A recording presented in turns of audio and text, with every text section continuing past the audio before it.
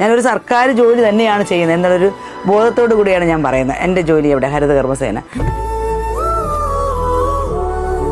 ഞാൻ തിരുവനന്തപുരം ജില്ലയിലെ ചെങ്കൽച്ചുള കോളനിയിലാണ് താമസിക്കുന്നത്. ഞാനൊരു ഹരിതകർമ്മസേന അംഗമാണ്. നമുക്കൊരു മാസം ഒരു 10-25,000 രൂപ വരെ നമുക്ക് വരുമാനമുണ്ട്. സ്ത്രീകളായ നമ്മൾ പലരും വീടുകളിൽ തന്നെ ഒതുങ്ങിക്കൂടിയവരാണ്. അല്ലെങ്കിൽ നമ്മളൊക്കെ ഒരു 10ാം ക്ലാസ്സിന് താഴെയൊക്കെ വിദ്യാഭ്യാസമുള്ള ആൾക്കാരാണ്. അപ്പം നമ്മുടെയൊക്കെ ജോലി എന്ന് പറഞ്ഞാൽ ഒന്നുകിൽ ഏതെങ്കിലും വീട്ടു ജോലിക്ക് പോവുക, അല്ലെങ്കിൽ ഹോട്ടലിൽ ഇങ്ങനെ പാത്രം കഴുകാൻ പോവുക. അതൊക്കെ നമുക്ക് നിത്യമായ ഒരു തൊഴിൽ തന്നെ.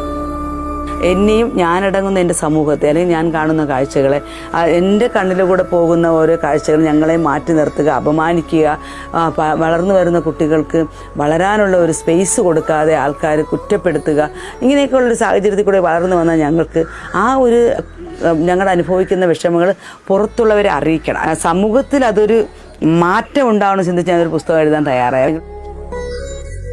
സ്വപ്നങ്ങൾക്ക് അതിരില്ല, പക്ഷെ ഞങ്ങൾക്ക് സ്വപ്നം കാണുന്നൊരു അതിരുണ്ട്. ഹരിതകർമ്മസേന അങ്ങനെയാണ് എൻ്റെ പുസ്തകം 2 യൂണിവേഴ്സിറ്റിയിൽ പാഠപുസ്തകമാക്കി എന്നൊക്കെ പറയുമ്പോൾ സ്ത്രീകളെ മുന്നിൽ നിർത്തിയത് കൊണ്ട് തന്നെയാണ് ഈ സർക്കാർ ചെയ്യുന്നത്. ഇതിനകത്ത് നിന്നിപ്പോൾ ഒരുപാട് സ്ത്രീ പ്രാതിനിധ്യമുള്ള ഒരുപാട് കാര്യങ്ങൾ സർക്കാർ ചെയ്തു കഴിഞ്ഞു.